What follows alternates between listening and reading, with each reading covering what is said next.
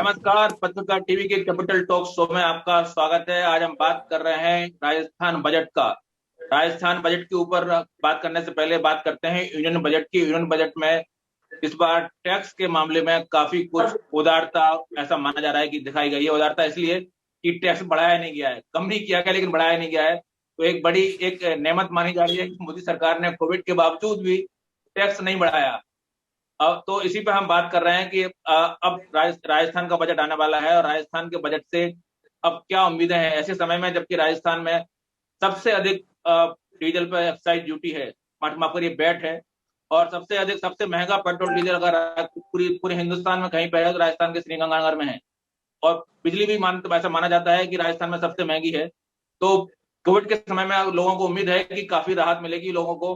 कम से कम बिजली पे और पेट्रोल डीजल पे अगर राहत मिले तो एक कॉस्ट का जो पार्ट है वो बिजनेस का कम होगा। हम इसी पर बात करेंगे कि आखिर केंद्र के बजट से क्या मिला और राजस्थान बजट से अब क्या उम्मीदें हैं। राजस्थान बजट जो पिछला बजट था वो कितनी उम्मीदें पूरी हुई हैं। हम आपका परिचय कराते हैं हमारे पैनल से। हमारे साथ हैं सतीश गुप्ता जी, जो कि राजस्थान कर सलाहकार संघ के अध्यक्ष हैं और जो chartered institute of accountant of India की है उसके आप सेंट्रल कमेटी के मेंबर भी हैं। हमारे साथ हैं नमन नमन श्रीमाल जी, जो कि वैसे तो इंटरनेशनल टैक्सेशन के पार्ट है लेकिन आप सीआईआई की जो एमएसएमई कमेटी है उसके भी मेंबर रह चुके हैं और राजस्थान में टैक्सेशन के एक्सपोर्टर बेसिसली जो एक्सपोर्टर है उनका टैक्सेशन का पार्ट देखते हैं आप। हमारे साथ जतिन हरजाई जी हैं, जो कि जीएसटी के जाने माने एक्सपर्ट हैं और जीएसटी में राजस्थान में बड़ा नाम है। सर, आप सभी लोगों का बहुत बहुत स्वागत है। सबसे पहले सतीश जी थोड़ा सा संक्षेप में बताएं, यूनियन बजट को कितने नंबर दे रहे हैं आप 10 में से? बस कठिन सतीश सवाल जी। मेरे से। आप जैन साहब कठिन सवाल मेरे से शुरू करते हो और कठिन भी नंबरिंग का। तो नंबर की बात यह है कि सर इस बजट को, ये बात मैं आपकी मानता हूं कि कुछ टैक्सेस बढ़ाए नहीं गए हैं, तो निश्चित रूप से ये सराहनीय काम इस बजट में हुआ है। परंतु इस बजट में कुछ ऐसे प्रावधान हैं, और मैं एक चार्टर्ड अकाउंटेंट प्रोफेशनल हूँ और एक टैक्स प्रोफेशनल हूँ, उनको देखते हुए बजट में मैं जीरो नहीं दे करके 2 नंबर दे देता हूँ सर। बाकी अदरवाइज ये प्रोफेशन अपॉर्चुनिटीज को, हमारे प्रोफेशनल अपॉर्चुनिटीज को कम करता है और प्रोफेशनल अपॉर्चुनिटी हर तरह से कम करता है। ना केवल अपीलेट ट्राइब्यूनल की बात को फीसलेस करी गया है, ना केवल सेटलमेंट कमीशन बंद किया गया है, ना केवल मतलब इतने सारी चैलेंजेस प्रोफेशन के सामने इस बजट में आए हैं। और इस बजट में जो उम्मीद थी कि रिकवरी को हम लाइन पे लाएंगे, टैक्सेज नहीं बढ़ाना अपने आप में एक अच्छा कदम है, दैट शुड बी अप्रेज, उसकी प्रशंसा की जानी चाहिए। परंतु जब तक हम एक आम आदमी की जेब में पैसा नहीं डालेंगे बजट के प्रोविजन के थ्रू, तब तक निश्चित रूप से जो इकोनॉमी का रिवाइवल है वो बहुत ही मुश्किल है। दूसरा, जो फिस्कल डेफिसिट है, आप देखेंगे बजट भाषण में आपको ध्यान आएगा कि सरकार कहती है 2025-26 में जाकर के हम 4 पॉइंट के आसपास आ पाए, फिस्कल डेफिसिट ला पाएंगे। आज की तारीख में फिस्कल डेफिसिट 9% है, अगले साल का 6.87% के करीब एक्सपेक्ट कर रहे हैं। तो इस डेफिसिट के साथ में बिना जेब में पैसे डाले आम आम व्यक्ति के कैसे इकोनॉमी की रिकवरी संभव हो पाएगी, बहुत टफ क्वेश्चन है। तो मैं चूंकि मैंने कहा प्रोफेशनल हूँ, टैक्स प्रोफेशनल हूँ, चार्टर्ड अकाउंटेंट हूँ, और हमारे प्रोफेशन में 3-4 प्रोविजंस के तहत काफी जबरदस्त मार्क की गई है, तो मेरा तो 2 नंबर से ज्यादा इस बजट को देने का मन बिल्कुल नहीं बनता है, और 2 नंबर ही मैं इसमें मैक्सिमम दूंगा। आप 2 number as a tax professional दे रहे हैं या फिर एज ए आप अर्थशास्त्री दे रहे हैं कि इकोनॉमी को ग्रोथ मिलेगी या नहीं मिलेगी? आपकी आपकी संभावना मैं इसका दोनों मतलब तीनों, यस, आप टैक्स प्रोफेशनल होता 0 नंबर देता। जो 2 नंबर देने का कारण यही है कि इसमें कुछ जो चीजें हैं वो निश्चित रूप से अच्छी डाली गई है, जैसा कि टैक्स बढ़ाया नहीं गया, ये कोई भी टैक्स नया नहीं लगाया गया, और इसमें जो जो मतलब कि इंफ्रास्ट्रक्चर में और हेल्थ में जो अपॉर्शनमेंट किया गया है, जो बहुत अच्छा किया गया है, उससे एक गति मिलेगी, एक दिशा मिलेगी। तो ये ही कारण है कि 2 नंबर देने का मेरा मन है कि क्योंकि बजट में स्पेंडिंग होगी, पर स्पेंडिंग का पैसा कहाँ से आएगा? आप देखिए 3 चीजें मुश्किल से पैसा लाएगी, आप सुनना जैन साहब। एक तो इन्होंने कहा कि हम लोग लोन लेंगे, एक इन्होंने कहा हम एफडीआई यानी हमारी एसेट्स जो हैं, एयर इंडिया है हमारा, जो एक पेट्रोलियम कंपनी है, हम इनको, आईडीबीआई बैंक है, इनका हम डिसइन्वेस्टमेंट करेंगे। इनका पब्लिक इशू लाएंगे, यानी गवर्नमेंट की जो होल्डिंग है उसको कम करेंगे। तीसरा इन्होंने कहा कि हम ये मतलब कि इस तरह से पैसा ला करके और ये खर्च करेंगे इंफ्रास्ट्रक्चर के अंदर। तो ये सब मिलाकर के मैंने इकोनॉमिस्ट के रूप में भी देखा है, और टैक्स प्रोफेशनल के नाते मैं थोड़ा प्रेजुडिस हो गया हूं कि दो मतलब 5-6 नंबर की जगह 2 नंबर दे रहा हूं। पर 2 नंबर इसलिए, बाकी अदरवाइज इस बजट में ऐसा भी कुछ नहीं है जो आम आदमी को प्रसन्न कर सके।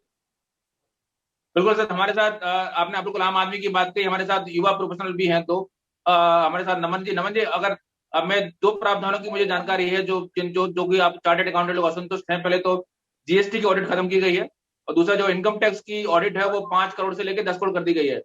तो इससे अगर मैं सही हूँ, आप लोग सही कर देंगे, तो इससे तो आम आदमी को, कारोबारी को राहत मिली है। इसी से जो है ना सेंसर उछल रहा है, और आप इसी से आपको लग रहा है कि आप 0 नंबर देंगे, उससे 2 नंबर देंगे। तो ये थोड़ा सा प्रेजुडिस नहीं है आपका मामला? आपका मतलब जो मूल्यांकन है बजट का, वो आप अपनी नजर से कर रहे हैं, ना कि आम आदमी की नजर से? या अभी मूल्यांकन तो मैंने किया है जैन साहब, तो ये सवाल मेरे से पूछना इन नमन जी के बाद में, मैं आपको बताऊंगा इन दोनों के आंसर। अभी नमन जी के लिए आप प्लीज। नमन जी, चूंकि आप जो है ना आपके ऊपर जिम्मेदारी सारी सीए बरादरी की है, इनके ऊपर जिम्मेदारी सीए बरादरी की नहीं है पूरी, इनके ऊपर जिम्मेदारी है सिर्फ अपने सामने जो अपना भविष्य दिख रहा है आगे, उसकी जिम्मेदारी है। मैं सर ये बोलना चाहूंगा कि सिर्फ एक ऑडिट खत्म करने से कारोबारी को बहुत बड़ी राहत मिल गई। तो ये कोई एक सोच की ऐसा तो है नहीं कि हम ही सारे कॉस्ट का पार्ट है जो उसको इतनी बड़ी राहत मिल गई एक ऑडिट खत्म करने से। तो जीएसटी की ऑडिट है सर, अगर अपन उस प्रावधान को समझें, उसका जो वहां पे रिकंसिलिएशन होता है जो कि दूसरे फॉर्म में डाल दिया गया है, वो वैसे भी आज बनाना पड़ेगा। आज एक ऑडिटर साइन करता था, पर एज अ कंसल्टेंट या एज अ जब हम उनके वहां पे सारे काम करते हैं तो वो आज भी वो सारी चीजें होंगी।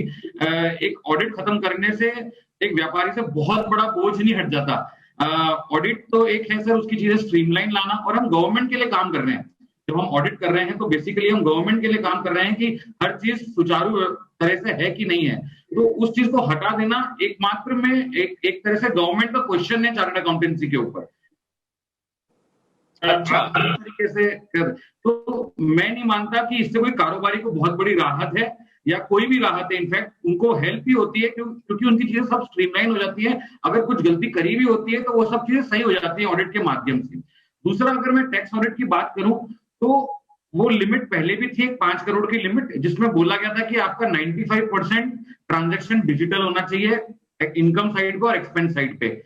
हम जिस देश में रहते हैं वहां पे इतना बड़ा डिजिटल ट्रांजैक्शन नहीं होता है, कुछ कैश के ट्रांजैक्शन भी होते हैं, लेजिटिमेट ट्रांजैक्शन होते हैं। तो वो लिमिट को पार करने वाले, मैंने बीच में 2 दिन पहले एक जगह सेशन लिया था, वहां मैंने पूछा था ऐसे कितने चार्टर्ड अकाउंटेंट है जिसके यहाँ से ऐसी ऑडिट हटी थी जो ये 5 करोड़ वाले, तो बेरली कोई 50 लोगों में से एक जने का हाथ खड़ा हुआ था। और ये जब 10 करोड़ की लिमिट भी 5 से 10 करोड़ हो गई है, मुझे भी नहीं लगता कि बहुत लोगों से कोई ऑडिट हटेगी। तो ना तो इससे कोई कारोबारी को बहुत बड़ी राहत है, और ऑडिट तो सर गवर्नमेंट इसका पर्पस क्या है? सरकार ने किया तो इसका ऐसा तो है नहीं कि सरकार को जो है ना सीए पसंद नहीं है, या सीए की जो है ना उनको कहना है कि सीए को जो है ना कुछ उनको भरोसा नहीं है। उनका पर्पस आपको क्या लगता है? आपकी समझ से सरकार का पर्पस क्या है? सर ये चीजें भाषण में बड़ी अच्छी लगती हैं जब सरकार बोलती है कि हमने ये ऑडिट हटा दी और ये चीज कर दी, पर इन टर्न प्रैक्टिकल देखने जाएं तो ऐसा होता नहीं है। तो ये चीजें एक भाषण के लिए बहुत अच्छी चीज है, तो इसलिए शायद सरकार को बड़ा अच्छा लगता है इसको बोलना, मुझे ऐसा लगता है। जतिन जी, मैं आपसे दो इसी से जुड़े 2 सवाल हैं। एक तो हो सकता है सरकार को लगता हो कि प्रैक्टिकल नहीं है जीएसटी ऑडिट करवाना, अभी 3 साल हुए हैं, और इनकम टैक्स ऑडिट को जो है ना कुछ रियायत दे दें तो कारोबारी को एक टेक्निकल प्रॉब्लम थी इसलिए उन्होंने ऑडिट हटाया, या फिर कुछ राहत देने के लिए हटाया? क्या आपका मूल्यांकन क्या है? नमन ने लास्ट में अपने पॉइंट एक रखा था कि बजट में कई बार ऐसी चीजें होती हैं जो कि बोलने के लिए बोली जाती है। जैसा कि एक दूसरा इस बजट में आप डिक्लेरेशन देखेंगे कि 75 साल से ऊपर के जो लोग हैं उनके लिए रिटर्न नहीं भरी जाएगी। तो ऐसा एक डिक्लेरेशन था जो कि एक वाउ फैक्टर क्रिएट करने के लिए होता है। इफेक्टिवली आप देखेंगे तो इसमें पहली बात तो टैक्स का तो कोई रिलीफ किसी को है ही नहीं, नंबर 1। नंबर 2, कंप्लायंस भी जिस तरीके की कंडीशन है, मुझे ऐसा लगता है कोई रेयर लोग ही होंगे जो कि उसका बेनिफिट उठा पाएंगे, और प्रोसीजरल बेनिफिट नाम मात्र का है। तो कई बार बजट में ऐसी चीजें आती हैं जो कि एक सेंटीमेंट को लोगों को सुनने में अच्छा लगे, तो वो मुझे एग्जैक्टली ऐसी चीज लगती है। Coming to specifically to this audit aspect, जो आपका विषय अभी चल रहा है कि ये ऑडिट, मेरी राय में इस ऑडिट हटाने का अल्टीमेटली, अभी हो सकता है आपको लगता है कुछ लोग इसका विरोध कर रहे हैं, कुछ लोग सपोर्ट में आ रहे हैं, अल्टीमेटली इसका नुकसान होने वाला है व्यापारी को भी और सरकार को भी। कैसे होगा वो मैं बताता हूं आपको। अभी जब जीएसटी ऑडिट होती है तो जो चार्टर्ड अकाउंटेंट है, प्लीज माइंड, मुझे प्रेजुडाइज मत मानिएगा क्योंकि मैं जीएसटी ऑडिट नहीं करता हूं। I am an advocate as of now, not a chartered accountant in practice. So आज की डेट में जब भी कोई चार्टर्ड अकाउंटेंट जो कि ऑडिट करते हैं, वो ये देखते हैं कि जो भी रिकंसिलेशन बनना चाहिए वो प्रॉपर है या नहीं। एट टाइम जो क्रेडिट ले रखा था वो पूरा ले रखा है या गलत ले रखा है, ज्यादा ले रखा है तो उसको रिवर्स करवाया जाता है। कहीं ऐसा तो नहीं है कोई टैक्स की रेट कम लगवा रखी है। एटलीस्ट जो कम से कम जो बेसिक चीजें हैं वो सारी सभी लोग चेक करते हैं ऑडिट से पहले, और अगर कहीं गलती है तो उसको रिवर्स करवाते हैं। इस प्रक्रिया में सिर्फ ये नहीं है कि एक फॉर्मेलिटी थी उसका निर्वहन हो रहा है। मान के चलिएगा अभी जीएसटी में ऑडिट शुरुआत हुई है। ऑडिट मैं बात कर रहा हूं डिपार्टमेंटल ऑडिट की। दो तरीके की ऑडिट है, एक है बाय चार्टर्ड अकाउंटेंट या कॉस्ट अकाउंटेंट, दूसरा है डिपार्टमेंट के द्वारा। जब एक बार सीए किसी चीज को ऑलरेडी देख चुका है तो मान के चलिए डिपार्टमेंट जो चीज देखने वाला है उसमें से काफी हद तक कवर हो चुकी है ऑलरेडी। जब डिपार्टमेंट उन्हीं चीजों की ऑडिट करेगा और उनमें कमियां निकाली जाएंगी तो उन केसेस में वो पेनल्टी के साथ में आने वाला है। जब सीए ऑडिट कर रहे हैं तो वो पेनल्टी के साथ में नहीं आ रहा, सिर्फ इंटरेस्ट का बर्डन आ रहा है साथ में। तो ये दिक्कत बढ़ेगी उन व्यापारियों के लिए जिनकी की ऑडिट डिपार्टमेंटल ऑडिट बाद में हो रही है। जिन लोगों की ऑडिट नहीं हो रही है, पॉसिबल है कि काफी गवर्नमेंट का रेवेन्यू फॉरगो हो गया। तो मैं इस चीज को इस तरीके से देखता हूं कि अल्टीमेटली इससे सीए का नुकसान टेम्परेरी हो सकता है, बट आने वाले टाइम में सरकार और व्यापारी का ही नुकसान है। तो सतीश जी, आपको जो आशंका सता रही है कि संभावनाएं सीए की कम हो गई हैं, वो दरअसल हुई नहीं है। वो तो जो है ना, आपको व्यापारी आपके पास अल्टीमेटली आपकी शरण में ही आने वाला है। तो आप अगर इस कारण से प्रोड्यूस होना है तो इस कारण से प्रोड्यूस होने की कोई बात बनती नहीं है।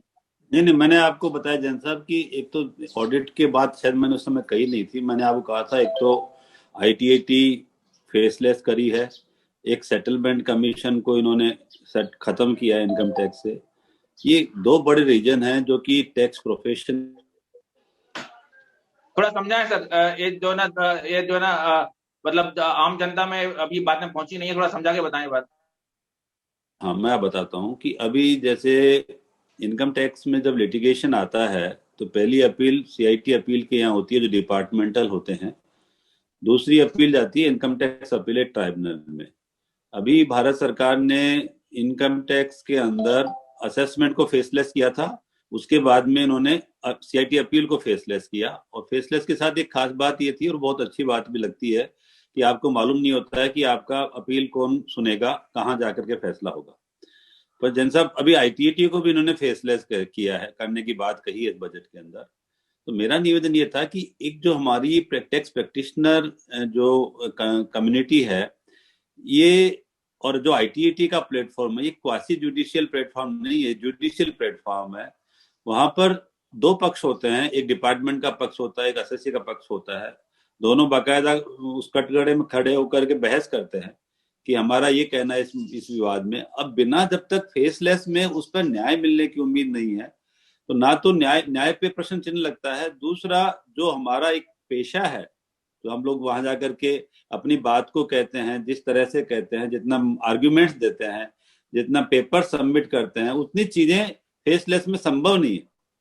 तो एक कानून का एक वो नजरिया भी है कि हमारे को राइट ऑफ हियरिंग मिलना चाहिए। कोई भी पक्ष अपनी बात को पूरी कहे, उसके बाद में जज जो भी निर्णय दे वो फाइनल। अब वो चीज से हम दूर जा रहे हैं, तो वो एक प्रोफेशन के लिए और एक न्याय की प्रक्रिया के लिए चिंता की बात है। और ये चीजें जैसा कि अभी हमारे नमन ने कहा कि सुनने में अच्छी लगती हैं, वास्तविकता जब देखते हैं तो निश्चित रूप से ये इम्प्लीमेंटेशन हो भी जाएगा, आप कर भी देंगे। सरकार है, सरकार के पास सब शक्तियां होती हैं, सरकार कर देगी। परंतु क्या न्याय की मूल भावना के साथ ये हो पाएगा? क्या न्याय की मूल अवधारणा पूरी हो पाएगी? ये बहुत बड़ा सवाल। दूसरा, क्या ट्राइब्यूनल जो होता है फैक्ट फाइंडिंग अथॉरिटी का लास्ट प्लेटफॉर्म होता है। इसके बाद अपील हाई कोर्ट में जाती है। हाई कोर्ट वहां पे फैक्ट्स को नहीं सुनता है। हाई कोर्ट ये देखता है कि ये मैटर मैटर लॉफुल है या नहीं है, लीगल कोई इश्यू इसमें इन्वॉल्व है या नहीं है। जब फैक्ट्स के लिए ट्राइब्यूनल लास्ट होता है तो मेरा पूरा राइट है कि मैं ट्राइब्यूनल में अपनी बात, अपने फैक्ट्स को ढंग से रख सकूं, उससे मुझे वंचित किया जा रहा है। तो एक प्रोफेशन के लिए भी चिंता की बात है और एक बेसिक जो न्याय की बात है उसके लिए चिंता की बात है। इसलिए मैंने आपसे कहा था ये दो प्रोविजन आपने बताया कि जीएसटी ऑडिट खत्म हुई, जीएसटी ऑडिट खत्म करें, सरकार ने लागू की थी, सरकार ही खत्म करे, सरकार का अपना अधिकार क्षेत्र है। तो ऑडिट का मतलब क्या है, हमें इसे समझना पड़ेगा। जनता ऑडिट क्यों होती है? अगर हमारे चार्टर्ड अकाउंटेंट्स या जो भी कम्युनिटी आईसीडब्ल्यू भी ऑडिट करते हैं, जीएसटी की बात करूं मैं, तो ऑडिट की अवधारणा क्यों है? ऑडिट की अवधारणा यह है कि जो गलतियां हुई है उसको देख करके सही टैक्स लगे। तो ये अवधारणा के हम इस अवधारणा से दूर जा रहे हैं। ऑडिट अगर नहीं होगी तो फिर ये डिपार्टमेंटल ऑडिट की आवश्यकता क्या है?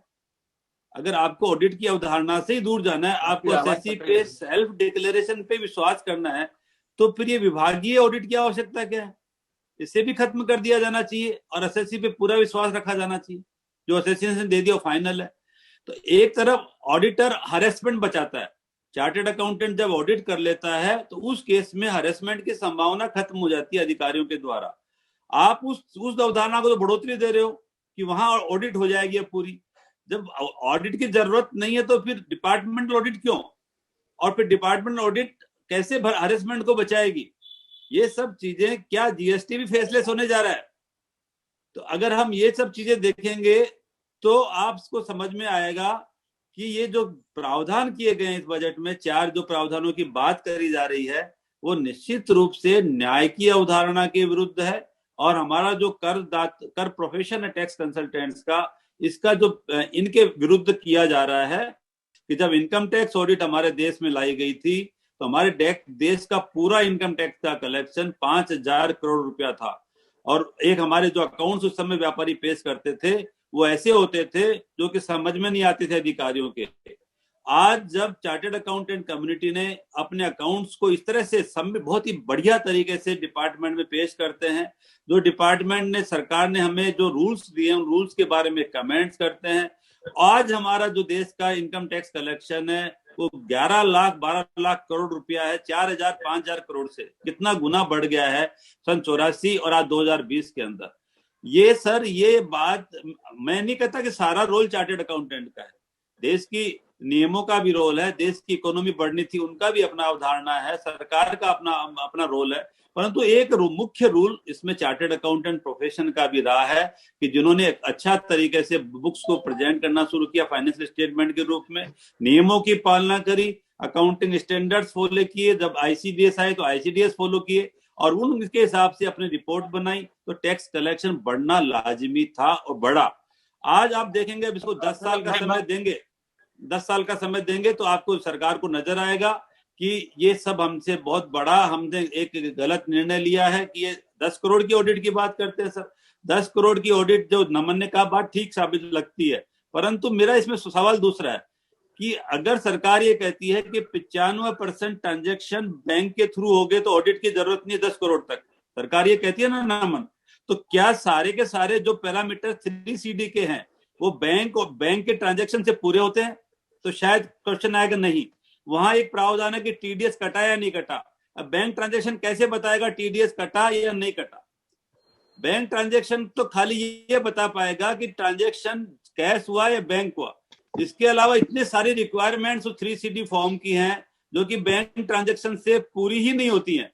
तो मेरा मतलब यह कि ऑडिट को खाली बैंक के लेन देन से जोड़ना बिल्कुल कतई कोई ना तो कतई रेलिवेंट नहीं है और जुडिशियस तो हो ही नहीं सकता। तो मेरा मतलब ऑडिट की अपनी अवधारणा है, ऑडिट की अपनी इम्पोर्टेंस। सरकार को लगता है कि फेसलेस ही सब कुछ है, हमें भरोसा है व्यापारी पे, तो मैं उनके भरोसे का स्वागत करता हूं और ये बहुत अच्छी शुरुआत इस देश में होने जा रही है। तो फिर सारे विभाग, जितने विभाग देश के अंदर हैं, सारे फेसलेस हो तो आप देखेंगे कि 2 साल में रिजल्ट आएंगे सरकार के सामने। उसके बाद सरकार तय करे कि वास्तव में हमारा निर्णय सही था या नहीं था। नहीं, मैं आपसे बिल्कुल ये सवाल पूछना चाह रहा था कि फिर सरकार की भावना क्या है?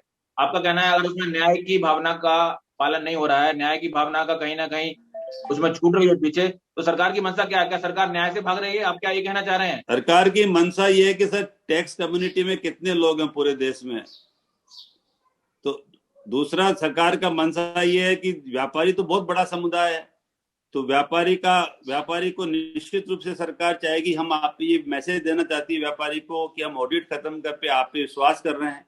मेरा ये मानना है कि विश्वास करें तो पूरा करें, डिपार्टमेंट ऑडिट भी खत्म हो, जब विश्वास ही करना तो पूरा करें। जैसे पहले एक आया था file smile and go, return जब शुरू में एक बार चला 1985 की बात है शायद, कि आप रिटर्न भरो, हंसो और जाओ, कुछ नहीं, मतलब कोई आपका स्क्रूटनी नहीं होगी, तो स्क्रूटनी बंद करें, ऑडिट बंद करें, डिपार्टमेंट ऑडिट बंद करें, देन इट इज बिल्कुल माना जाएगा कि आप व्यापारी पे पूरा विश्वास करते हैं।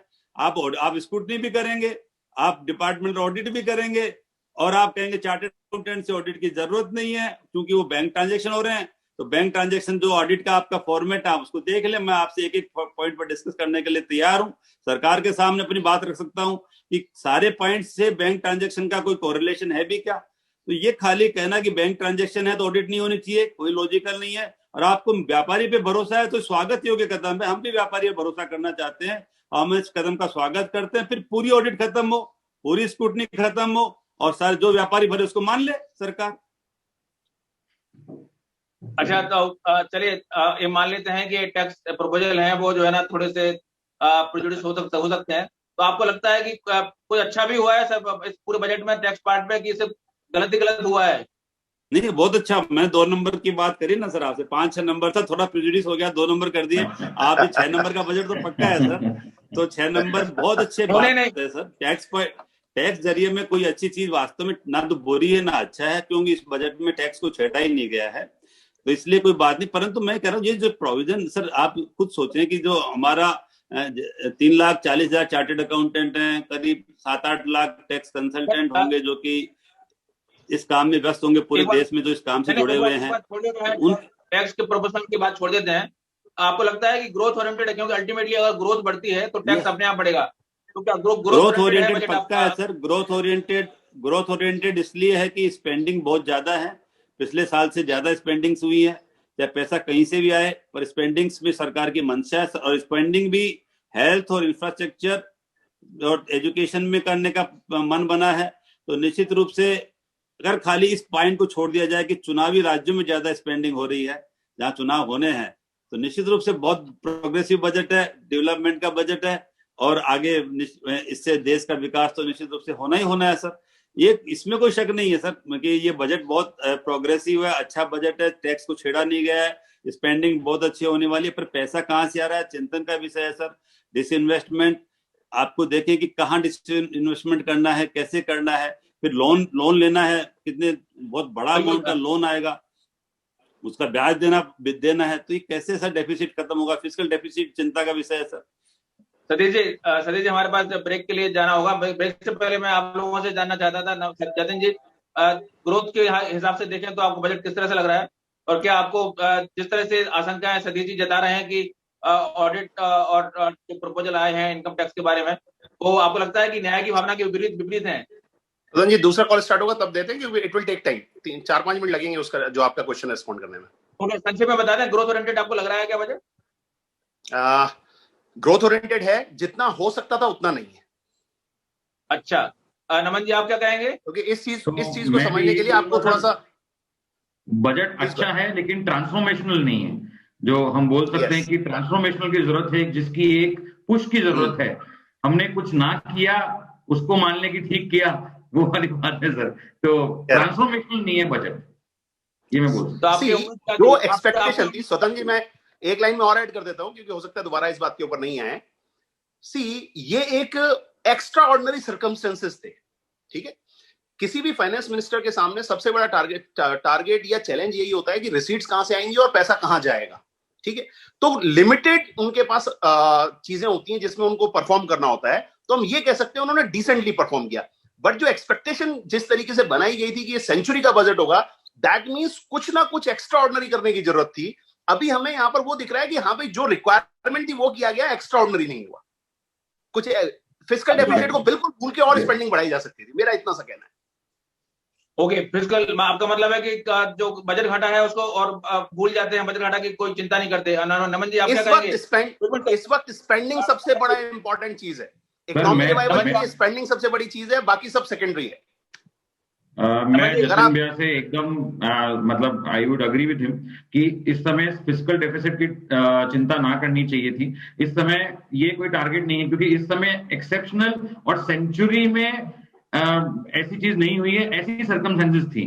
तो इस समय अगर हमको स्पेंडिंग बढ़ा के और ग्रोथ रिवाइवल करके और ईज ऑफ डूइंग बिजनेस बढ़ा के, अगर कुछ क्रिएटिव सर्कमस्टेंसेस हम ईज ऑफ डूइंग बिजनेस बढ़ा सकते थे और उससे कोशिश करते कि धीरे धीरे हमारा टैक्स बढ़े, हमको उस तरफ जाना चाहिए था, बजाय कि एक तरफ ठीक है डिसेंट काम कर दिया, खाना पूर्ति कर दी। मैं ये बोलूँ, लेकिन सतीश जी ने सवाल उठाया कि पैसा आएगा कहाँ से। आप वो सवाल सबसे बड़ा महत्वपूर्ण हो जाता है कि सतीश जी संक्षेप में बताएं, ब्रेक पे जाने वाले हम लोग, कि अगर जैसा कि उम्मीद कर रहे हैं हमारे दोनों साथी कि आप स्पेंडिंग बढ़ानी थी, तो पैसा कहाँ से आता फिर सतीश जी? पैसा सर अभी जो इन्होंने 3 चीजें करी हैं सर, लोन लेने वाले हैं, लोन अभी भी लेते हैं सर, और डिसइन्वेस्टमेंट की बात है। दूसरा जो मेजर रीजन है, मेजर सोर्स ऑफ मनी है, तो काम तो यहीं से चलेगा सर। और टैक्सेज, अगर मैं तो ये मानता हूँ ईमानदारी, अगर हम लोग हरेसमेंट कम करेंगे, हम लोग रूल सिंपल बनाएंगे, ऑफिसर हमारे सही काम करेंगे, तो टैक्स भी बढ़ेगा और इकोनॉमी ग्रो करेगी, धीरे धीरे आएगी। और अभी क्या हो रहा है सर, अभी आप डेप्थ में जाएंगे, अभी आप थोड़ा देखेंगे और कंट्रीज में क्या चल रहा है, करेंसी छप रही है सर, नई करेंसी छप रही है, तो करेंसीज के साथ में काम हो रहा है। तो हमारा देश आज हमने इतना रुपया सरकार ने लगाया पिछले दिनों कोविड के टाइम पे, इतना बड़ा डिसीजंस लिए, इतने लाख करोड़ रुपए का हमारे देश के वासियों को उन्होंने वो दिया, एमएसएमई को बहुत बड़ा तोहफा दिया, और एमएसएमई ने उसको फायदा उठाया, भी पैसा भी उठाया। परंतु जो नए लोग थे, जिनको अपना बिजनेस शुरू करना था, जो मजदूर वर्ग था, जो किसान वर्ग था, छोटा व्यापारी वर्ग था, हमारा छोटा प्रोफेशनल वर्ग था, young chartered accountant, young tax professional, जिनके साथ में जो आज दिक्कतें हैं सर इस कोविड के बाद में निश्चित रूप से बढ़ी है। सर हम लोग इस पे ब्रेक के बाद बात करेंगे। तो फिलहाल चर्चा वक्त है ब्रेक का, ब्रेक के बाद हम लौटेंगे तो बात करेंगे कि राजस्थान के बजट से अब क्या उम्मीद है और पैसा अल्टीमेटली कहाँ से आएगा, क्योंकि आप यहाँ 2 तरह की बातें आ रही है। एक तरफ तो चिंता भी जताई जा रही है कि पैसा कहाँ से आएगा, दूसरी तरफ ये भी कहा जा रहा है कि बजट घाटे की चिंता न की जाए। तो ब्रेक के बाद मिलते हैं, कहीं मत जाइए, लौटते हैं। नमस्कार।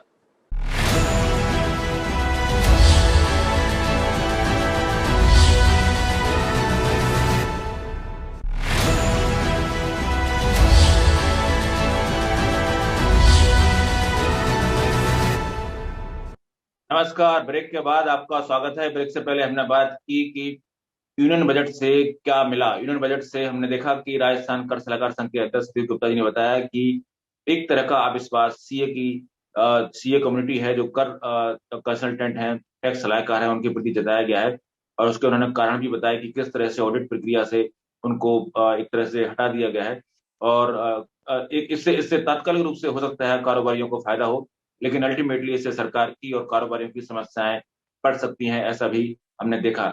अब हम बात करेंगे कि राजस्थान के जो बजट आने वाला है राजस्थान का, उससे क्या अपेक्षाएं हैं, विशेष रूप से ग्रोथ को कैसे बल मिलेगा और बजट घाटा कैसे नियम आपका कंट्रोल में रखा जाए, इस पर हम बात करेंगे। हमारे साथ मैं आपको चलता हूँ नमन श्रीमाल जी के पास। नमन श्रीमाल जी CII की जो राजस्थान का चैप्टर है उसके MSME कमेटी में रह चुके हैं। इनसे जानते हैं कि आखिर बजट में क्या उनकी उम्मीदें हैं। और नमन जी, मैं आपसे ये जानना चाह रहा था कि राजस्थान का बजट के बाद उसके बाद जो सरकार के पास सोर्स हैं जीएसटी के बाद बहुत कम बचते हैं। बेसिकली इनकम टैक्स का सोर्स तो बचता है, लेकिन इसके अलावा जो दूसरी चीजें हैं, जैसे ग्रोथ अगर आए या आपके जो ना स्टाम्प ड्यूटी बढ़े या फिर पेट्रोल डीजल का कंजम्पशन बढ़े, यानी ओवरऑल ग्रोथ बढ़े, तो ग्रोथ बढ़ाने की दिशा में क्या हो सकता है उपाय? एज ए कंसल्टेंट आपको क्या लगता है, आपका दुनिया भर में एक्सपोजर जो है, कि ग्रोथ बढ़ाने की दिशा में फोकस अगर हो, जैसे टैक्स भी बढ़े, ग्रोथ भी बढ़े, ओवरऑल आप लोगों का काम भी बढ़े, उस दिशा में कुछ क्या हो सकता है बजट में?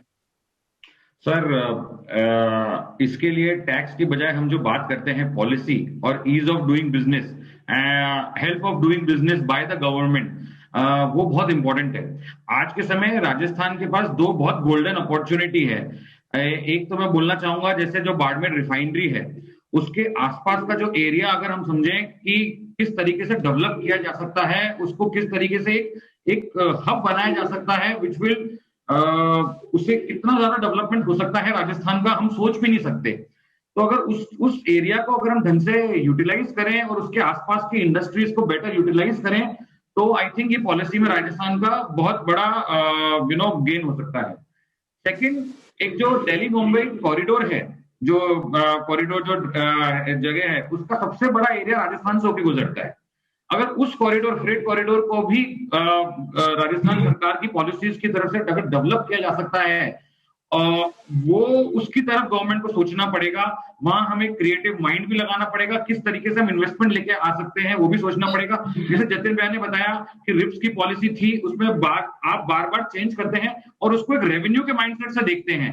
आप उसको रेवेन्यू के माइंडसेट से नहीं देख सकते, आपको उसको अतिथि देवो भव के माइंडसेट से देखना पड़ेगा कि लोग आए और हमारे यहाँ पे इन्वेस्टमेंट करें, और उसका जो ट्रिकल डाउन इफेक्ट होता है कि एक इंडस्ट्री से दूसरी इंडस्ट्री, दूसरी इंडस्ट्री से तीसरी इंडस्ट्री, उससे जो अपने आप इंडस्ट्रियल ग्रोथ होती है, हम उसकी तरफ अगर राजस्थान सरकार का एक लॉन्ग टर्म विजन है, तो मैं चाहूंगा कि बजट में उस तरह की पॉलिसीज आए कि इन दोनों एरिया को, बाड़मेर रिफाइनरी और डीएमआरसी कॉरिडोर, ये को किस तरीके से डेवलप किया जा सकता है, यहाँ पे किस तरह से सिंगल विंडो क्लियरेंस दी जा सकती है। जैसे आपने भी देखा भी होगा कि टेस्ला इंडिया में आ रही है, राजस्थान सरकार ने उसको अपना एक इन्विटेशन भेजा है कि आप आइए राजस्थान में और अपने यहाँ पे जरूर जमीन लीजिए, बनाइए। तो इस तरह की और मैं बोलूंगा राजस्थान सरकार की तरफ से अगर चीजें हो सकती हैं, और खाली इन्विटेशन नहीं, उसके बाद ढंग से फॉलो अप, उनको सिंगल विंडो क्लियरेंस और इजीली काम हो, ऐसा कुछ हो, मैं ऐसी एक्सपेक्टेशन है मेरी राजस्थान सरकार की तरफ से। तो सतीश जी, जो महत्वपूर्ण एरिया बताया है नमन जी ने ग्रोथ के, तो आप लोगों ने अपने प्रेजेंटेशन में क्या ये सब बातें शामिल की हैं? तो आपने किस तरह का प्रेजेंटेशन में आपने शामिल किया है, क्या क्या मुख्य बातें रखी हैं आपने कि जिससे राजस्थान में प्रेजेंटेशन में मुख्य जैन साहब मुख्य बातें प्रेजेंटेशन में जो हमने रखी हैं, जो इन्होंने बताया नमन भाई ने, वो थोड़ा सा हमारे प्रेजेंटेशन में थी, पर और एसोसिएशन के प्रेजेंटेशन में थी। हमारे में भी focused on 6 things mainly. Number 1 amnesty scheme, second thing Jatin भाई ने जो बताया सी फॉर्म्स वाली बात, मिसमैचिंग वाली बात। इसके अलावा क्या हो रहा है स्वतंत्र जी, एक और इम्पोर्टेंट इश्यू था कि जो पेट्रोल पंप्स वगैरह हैं, इनके ऊपर रिटर्न्स नहीं भर पाए हैं, तो इनके ऊपर नोटिस वगैरह आ रहे हैं, जबकि ये लोग बेचारे जीएसटी में रिटर्न्स भर रहे थे, वहां पेट्रोल पंप की डिक्लेयर कर दी थी, पर वैट में चूंकि रजिस्टर्ड है तो वहां से इनकी रिटर्न मांगी जा रही थी, और इनके ऊपर इस कारण से इनके ऊपर लेट फीस और पेनल्टी लगाई जा रही है। तो इसकी हमने कहा कि इनको भी एक मौका दिया जाए। इसके अलावा एक और कुछ इश्यूज ऐसे थे जो कि टैक्स से रिलेटेड नहीं थे, पर बहुत महत्वपूर्ण इश्यूज थे। जैसे एक मोस्ट इम्पोर्टेंट बात जो इस बजट में हम एक्सपेक्ट करते हैं, जो हमारी एजुकेशन पॉलिसी है। सर आज स्वतंत्र जी ABC जो हम पढ़ते थे, हम लोगों ने सबने पढ़ा, A for apple, B for book, C for cat, D for dog. आज चीजें बिल्कुल बदल गई हैं। तो मेरी सरकार से निवेदन था कि अब बच्चों को पहली बार से पढ़ाया जाना चाहिए A for artificial intelligence, B for blockchain, C for coding और cyber crime, and D for data intelligence and data science. So ये जब तक हम नहीं पढ़ाएंगे, इस तरह से ABCD को चेंज नहीं करेंगे बच्चों के शुरुआती मन से, तब तक आज, क्योंकि आज हर चीज सिस्टम पे आ रही है। आप देखिए आज हमारी ऑडिट भी क्यों जा रही है, कि सिस्टम पे ट्रांजेक्शन आ रहे हैं, कि बैंक वाले ट्रांजेक्शन करेंगे तो ऑडिट की जरूरत नहीं है। तो ये सब चीजें जब आ रही है, तो अगर हम ABCD इस तरह से बच्चों को पढ़ाएंगे तो निश्चित रूप से स्वतंत्र जी आने वाला समय देश का होगा, भारत का होगा। आज कोडिंग की इंपॉर्टेंस इसलिए है कि अब छोटे छोटे बच्चे आप देखें, 10-10, 12-12 साल के बच्चे इतने बढ़िया बढ़िया ऐप बना रहे हैं और इतना पैसा कमा रहे हैं, जो हम लोगों ने कल्पना नहीं करी थी। तो वो सब तभी संभव पाएगा जब बच्चे कोडिंग सीखेंगे, और कोडिंग सिखाने के लिए उनका 10 साल का इंतजार होना जरूरी नहीं है। हमें पहली कक्षा से, फर्स्ट से, रादर नर्सरी से उनको ABCD का परिवर्तन करना पड़ेगा। तो हम सरकार से ये कह रहे थे कि ये चीजें बदली जाए। दूसरा, जो लेबर सेस एक बहुत बड़ी इश्यू बन के आ रही है। अगर आपने मकान बनाया होगा पिछले 2-3 सालों में स्वतंत्र जी, तो अगर 10 लाख से ऊपर की उस मकान की लागत आई निर्माण की, तो राजस्थान सरकार की तरफ से एक लेबर सेस के नोटिस जारी हो रहे हैं, और वो नोटिस एक महीने में रिटर्न भरनी पड़ती है, और वो 1% से टैक्स जमा कराना पड़ता है, और किसी ने भी जमा नहीं कराया, जानकारी का अभाव है। पर ये नियम है कि ignorance of law is no excuse, generally ये फॉलो होता है। उस नियम के साथ में सब डिमांड्स निकल के आ रही है, और 24% इंटरेस्ट रेट है। तो हम सरकार से चाहते थे कि इसको भी कम करा जाए। और एक और केस हो रहा है कि एक बहुत ही जोरदार बात आई, जतिन भाई उसको बहुत बढ़िया तरीके से एक्सप्लेन करेंगे, और जितना मैं समझता हूँ कि एंटी टैक्स के नोटिस जारी किए जा रहे हैं 17-18 के लिए। जब entry tax has been subsumed in this GST और there is no constitutional validity of entry tax, वो एंट्री नहीं है, और जो राजस्थान के डिपार्टमेंट एंटी टैक्स के लिए नोटिस दे रहे हैं, it is a really unfortunate part for the anybody and for the citizens of the state. तो ये कुछ इश्यूज हमने उठाए, पर जो नमन ने बताए वो इश्यूज भी उठे हैं, और सारे संगठनों ने ओवरऑल ये कोशिश करी है कि हमारा राजस्थान और हमारा देश मैक्सिमम उन्नति करे, प्रोग्रेस करे। बस मेरा तो इतना ही निवेदन है कि ये role of auditors should never come to an end. This is a very important part of the any process. Audit is a very important part of any process. Even आप देखें एनर्जी ऑडिट की बात कर रहे हैं, even हम carbon से carbon credit की ऑडिट की बात कर रहे हैं, हम आज पोल्यूशन के अंदर जो पोल्यूशन है उस लेवल की ऑडिट की बात कर रहे हैं, and we are talking there is no need of the audit for the GST. It's really strange, मतलब अनफॉर्चुनेट बात है कि जहां कंट्रोल होना चाहिए, क्योंकि ये कोई बेईमानी को कंट्रोल ही नहीं करता ऑडिट, ये जो एक मानवीय भूल है उसको भी कंट्रोल करता है। तो इसलिए audit should be there in every process, every system, every accounts, every tax. तो this is my submission my dear Swatantra ji. मतलब कि मेरे हिसाब से राजस्थान का बजट भी इन्हीं पैमानों पे आना चाहिए। जतिन जी, नमन जी ने बड़ी महत्वपूर्ण बात कही कि जो फ्लड कॉरिडोर निकल रहा है मुंबई से, मुंबई राजस्थान वाला, उसमें बहुत संभावना है। तो उसमें हमारे पास रिको भी है, रिको उसमें उसकी क्या भूमिका होगी ये तो मेरी जानकारी में नहीं है, लेकिन ओवरऑल रिको को ऐसा मानते हैं लोग कि रिको एक लैंडलॉर्ड टाइप का व्यवहार करता है जो भी जमीन के मामले में, और जमीन मतलब उसका पर्पज जमीन बेचने की ओर ज्यादा रहता है, जमीन का विकास, उद्योग का विकास उतना नहीं है। आपको क्या लगता है कि ऐसी भूमिका से रिको को कैसे बचाया जाए, और क्या हम चीन के मॉडल की तरफ बढ़ सकते हैं इस मामले में? आप ये कह रहे हैं कि सब कुछ रेडी करके रखो, सामने वाला आए और वर्क करके अपना जब निकलना हो टाटा बाय बाय करके निकल जाए। Okay, that's fine.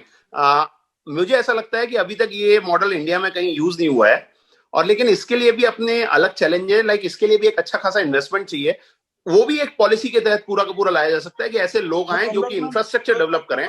ग्रोथ आएगी ना उसमें, रियल एस्टेट में डेफिनेटली आएगी। मैं भी वही चीज कह रहा हूं कि अगर ये अच्छी बात है कि अगर एक पहले सरकार, क्योंकि सरकार के पास फंड्स नहीं है ये सब कुछ करने के लिए, तो सरकार ऐसी पॉलिसी ला सकती है जिसके तहत जो लोग ऐसे इन्वेस्टमेंट लेके आए उनको असिस्ट करे, उनको हेल्प करे, और वो लोग ये ऐसा पार्क्स क्रिएट करके रेडी फैसिलिटीज रखें जिसमें कि चीजें बनाई जा सकती हैं।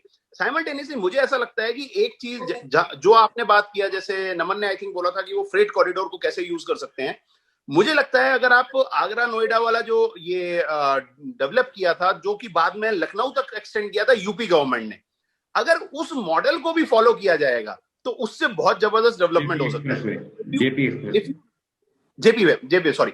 तो उस मॉडल में क्या हुआ था, it was only and only of UP government, और यूपी गवर्नमेंट ने उसको इतना फैंटास्टिकली डेवलप किया था कि basically what they did is, उन्होंने जितने भी हाईवेज के पास के जो एरियाज थे उनको जो कंसेशनियर था उसको दे दिया था, तो ना तो पैसा लगा और बहुत ही लिमिटेड रिसोर्सेज में बहुत अच्छा इंफ्रास्ट्रक्चर तैयार हो गया। जैसे अपन लोग कई बार कहते हैं ना, हींग लगे ना फिट करिए रंग चोखा ही चोखा, तो वो वाली चीज हो गई थी। तो प्रोबेबली अगर इस तरीके की ये वर्किंग इसमें होती है तो कम रिसोर्स के साथ में बहुत अच्छा डेवलपमेंट हो सकता है।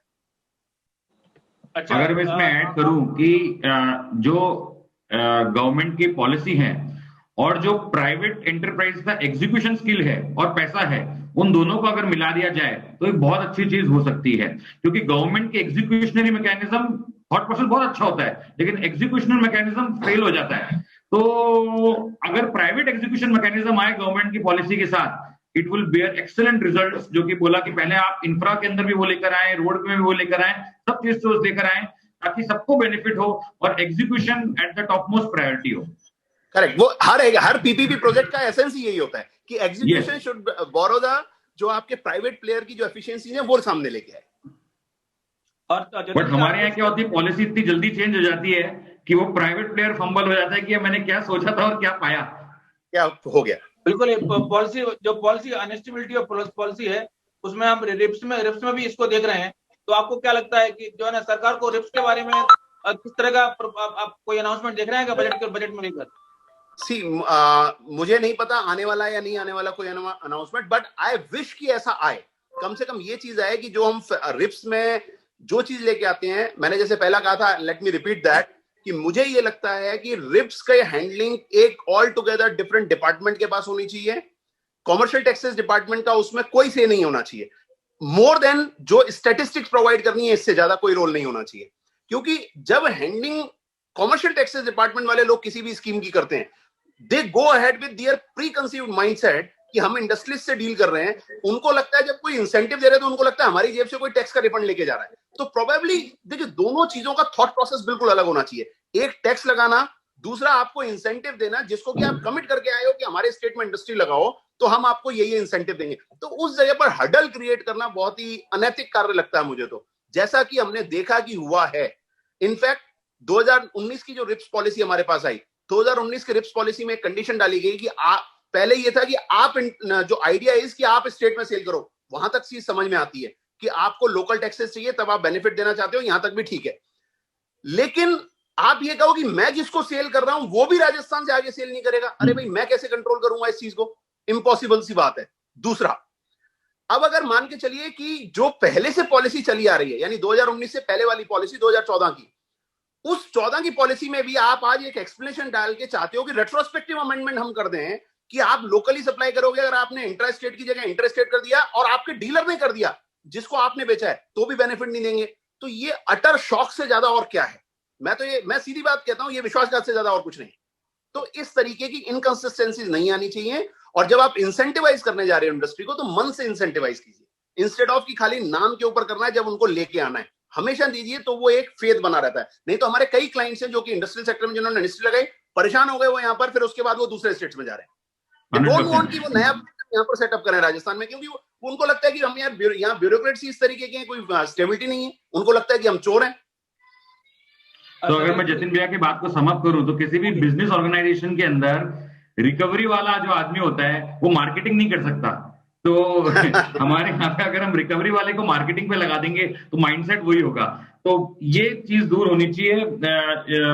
अगर जतिन भैया की बात को समाप्त करूं तो जतिन जी, मैं आपसे जानना चाह रहा था कि आप जैसे सतीश जी ने कहा कि बजट घाटा केंद्र का, जैसे आपने भी कहा कि बजट घाटा कुछ बढ़ जाता तो कोई चिंता की बात नहीं होती, तो क्या आप राजस्थान के बजट से भी यही उम्मीद कर रहे हैं कि बजट घाटा कुछ बढ़ा के कुछ राहत दी जाए?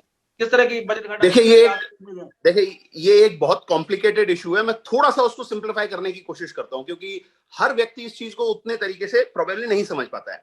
देखिए क्या है, स्टेट गवर्नमेंट और सेंट्रल गवर्नमेंट में बहुत बड़ा डिफरेंस है। सेंट्रल गवर्नमेंट की जो फंडिंग होती है, जैसा कि आपने पूछा था एक डिस्कशन में कि वो कहां से पैसा आएगा, तो जैसे गुप्ता साहब ने बहुत करेक्टली एक रिस्पॉन्ड किया था कि लॉन्ग टर्म बोराइंग्स, यानी कि लोन लेंगे और दूसरा डिसइन्वेस्टमेंट करेंगे।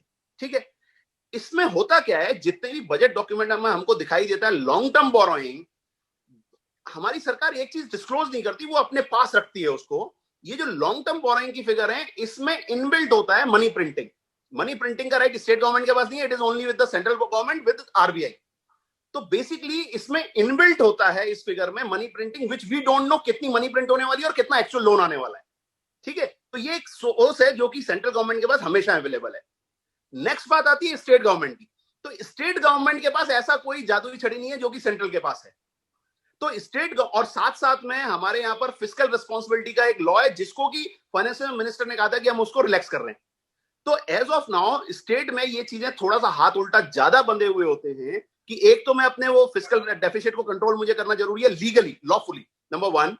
दूसरा, मेरे पास ऐसा कोई तरीका भी नहीं है कि अगर वो डेफिसिट बढ़ जाए तो मैं पैसा लेके आ जाऊं। तो अल्टीमेटली एक्चुअल लोन्स के ऊपर स्टेट गवर्नमेंट को डिपेंड करना पड़ता है और उसी हिसाब से वो बजट एक्सपेंडिचर्स को बढ़ा सकते हैं। हाँ, जितना बढ़ा सकते हैं बढ़ाना चाहिए। ये मैंने सेंट्रल के लिए भी बोला था, स्टेट के लिए बोल रहा हूं, जितना पॉसिबल हो सके उतना बजट एक्सपेंडिचर्स बढ़ना चाहिए। क्योंकि बजट एक्सपेंडिचर बढ़ेगा तो ही इकोनॉमी का सर्कुलेशन घूमेगा, वो मल्टीफोल्ड काम करता है। फिर वही चीज, उसी से सरकार को टैक्सेस भी मल्टीफोल्ड मिलते हैं। सतीश जी, मैं ये जानना चाह रहा था कि आप राज्य सरकार के बजट को कितना बढ़ता हुआ देख रहे हैं? अभी तक लगभग 2 लाख करोड़, 2,04,000 करोड़ के आसपास कुछ बजट है, 2,25,000 करोड़ हो सकता है। तो आपका कितना माना है कि बजट घाटा बढ़ने वाला है राजस्थान में? किस तरह से बढ़ने वाला है, क्या बढ़ाना चाहिए? कहाँ खर्च करना चाहिए सर? एवरेज इस समय देश में सब जगह बढ़ेगा सर, कहीं भी कम नहीं हो सकता। आपकी पर अनुमान लगाना मुश्किल है, क्योंकि कोविड का स्पेशल ईयर है सर। कितना रेवेन्यूज आए हैं, कितना रेवेन्यू जिनका एक्चुअलिटी भी, जो आप पिछले साल की बात करो, एक्चुअल की बात कर रहे हो ना आप, एक्चुअल तो अभी आने वाले बजट में आपको क्या लगता है कि आने वाले बजट में भी सर, अगर मैं जो मान रहा हूँ कि एमनेस्टी आने वाली है, एमनेस्टी का क्या कैलकुलेशन सरकार करते हैं, तो एग्जैक्ट फिगर आना मुश्किल है, कोई भी प्रेडिक्शन नहीं हो सकता।